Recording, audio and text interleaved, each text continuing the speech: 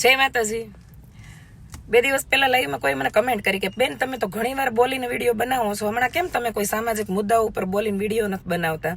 તમને કોઈએ ઘરેથી ના પાડી છે? જો પહેલાં તો મને ઘરે કોઈ ના નથી પાડી, અને જે વસ્તુને આપણને એમ લાગે કે સત્ય હશે એ બોલવામાં ઘરથી લઈને અને બહાર સુધી મેં ક્યારેય કોઈ દી વિચાર નથી કર્યો. બરાબર, વાણીની સ્વતંત્રતાનો ગેરઉપયોગ એ નથી કર્યો, પણ વિચાર કરવો નથી પડ્યો મારે કે હું આ બોલીશ તો એનું શું થાય, પરિણામ જે આવે તે પણ સત્ય હોય ને એને જાહેરમાં કે પરિવારની અંદર કહેવાની ક્ષમતા હું ધરાવું છું. તો એટલા માટે હું નથી બનાવતી, પણ મને એવું લાગે છે કે સમાજને કોઈને જ્ઞાનની બહુ જરૂર નથી, કારણ કે કેટલો સ્માર્ટ અત્યારે સમય હાલી રહ્યો છે.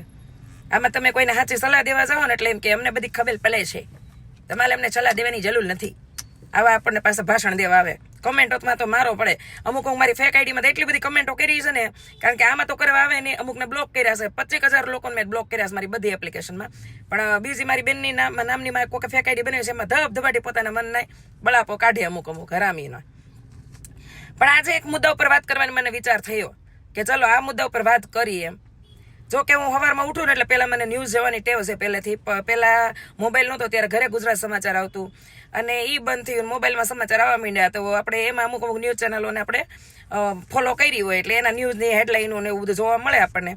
તો સવારમાં રોજ એમ થાય રોજ બનાવીને તો 2 વિડીયો બને એમ છે. એવા દેશમાં સળગતા પ્રશ્નો હશે, બરોબર.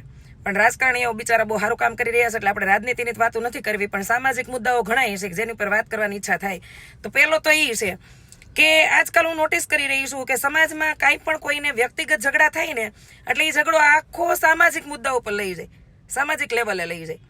એલા ભાઈ તમારા તેવડ ન હોય તો બાંધવા ન જતા હો તો ભાઈ બાંધણા થાય ને પછી તમે ભેગું ન કરી શકો, પછી તમે તમારા આખા સમાજની અંદર એમાં ઇન્વોલ્વ કરી લો, અને નવરીનો પાછો સમાજ વિચાર્યા વગરનો પાછો એમાં જોડાઈ જાય.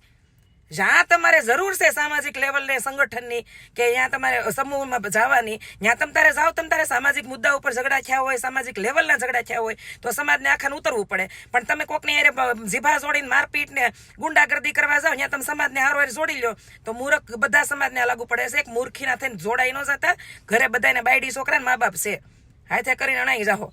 આ ભાષા મારે વાપરવી ન જોઈએ, પણ આ ભાષા નીકળી જાય અંદરથી. બીજી વસ્તુ એ કે કયા મુદ્દા ઉપર વિડીયો બનાવી.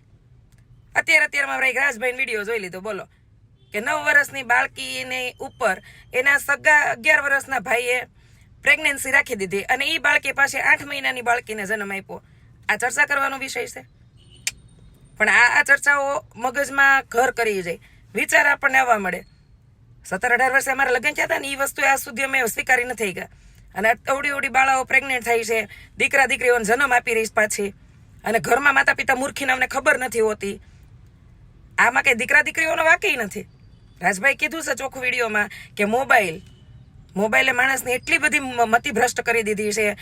મને કાલ નરેશે એમ કીધું કે હું ગુજરાતી ફિલ્મ જોતી હોય, મેં રાજા ભરતરી પિક્ચર જોયું, એટલે મેં એક વિચાર વ્યક્ત કર્યો કે આ લોકોના મગજ તો જો કેવા નરેશ સ્થિર હશે કે આવડા મોટા રાજવીઓ હતા, ભલે એને ભોગ વિલાસમાં પોતે તૃપ્ત થઈ ગયા છે ત્યારે એનો ત્યાગ કરી ગયા છે, બરાબર. પણ આવડો મોટો ભોગ વિલાસ મૂકો જેવી તેવી વાત છે. આજકાલ તો એક સઢાનો એક સાહ વધારે વહી ગયો હોય ને તો ભાઈ કોટે ચડે છે ને ધારિયા ઉલાળે છે. મેં કીધું તો એ લોકો કેટલા મોટા મનના હશે એમ, કેવા દાનેશ્વરીઓ આપણા ઇતિહાસમાં પડ્યા છે એમ. એટલે મને કે તો અત્યારે કે આપણે ત્યાગ કરવો હોય તો શું કરવાનું? અત્યારે ત્યાગ કરવાની એક જ વસ્તુ છે, જો ધારવીને તો મોબાઈલનો જે ત્યાગ કરીએ કે ને એ મહાસંત તપસ્વી કહેવાય. પણ આજકાલ તો સંતો તપસ્વીઓ છે એને મોબાઈલ જોઈએ છે, એટલે આ વસ્તુ સંસારી માટે તો પોસિબલ નથી. પણ આપણે એટલીસ્ટ એટલી ખબર પડે કે આપણા બાળકોને હું કરવાય અને હું ન કરવા દેવાય એટલી તો ખાલી ધ્યાન રાખો. બાકી 18 વર્ષ વટી જાય એટલે આ સ્વતંત્રતાનો પૂરો ફાયદો અત્યારની જનરેશન ઉઠાવી જ રહી છે, બરાબર. પણ એ નાના છે ત્યાં સુધી એને એવી સમજણ આપો, એને અમુક એવા ઘરમાં ડિસિપ્લિન બનાવો અને સ્ટ્રિક્ટલી ફોલો કરાવો કે આ વસ્તુ ન કરાય, આ નથી જ કરવાની. નકર આ કળિયુગનો પ્રવેશ થઈ ગયો છે, હળાહળ થઈ ગયો છે, જેમાં મારી તમારી જેવા અમુક ટકા લોકો જે છે ને એ મૂંઝાઈ રહ્યા છે ને પીસાઈ રહ્યા છે ને એને તો હવે ભગવાન સહાયતા કરે જીવવા માટે.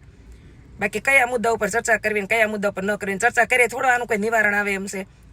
એટલે પહેલી વાત તો એ કે મને ઘરે કોઈ કાંઈ નથી ના પાડી, મારી પાસે ટાઈમ છે. મને હજી કોઈ પીએમની કે સીએમની પદવી નથી મળે તો મારે જોતી નથી, કારણ કે એ લોકોએ જો કાંઈ કરી નહીં કહેવાય કોઈ સુધારો વધારો તો આપણે તો કાંઈ કોઈ અપેક્ષા રાખવાની જ નથી. હું બેસ્ટ માં બનીશું એ જ બહુ મોટી વાત છે. છોકરાઓને સારા વ્યક્તિ બનાવી અને બહાર શિફ્ટ કરી દેવાનો વિચાર છે, કારણ કે આ દેશ એટલો ભ્રષ્ટાચારના ભડકે બળવાનો છે ને આવનારા સમયમાં.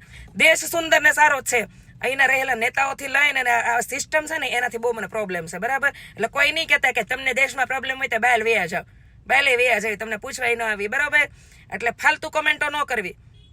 બાકી મુદ્દાઓ ઉપર ચર્ચા નથી કરવી, પણ આ મુદ્દાઓને નોટિસ કરો કે આજે બીજાના ઘરમાં થઈ રહ્યું છે, કાલે આપણા ઘરમાં પૂગતા વાર નહીં લાગે. એટલે જાગો.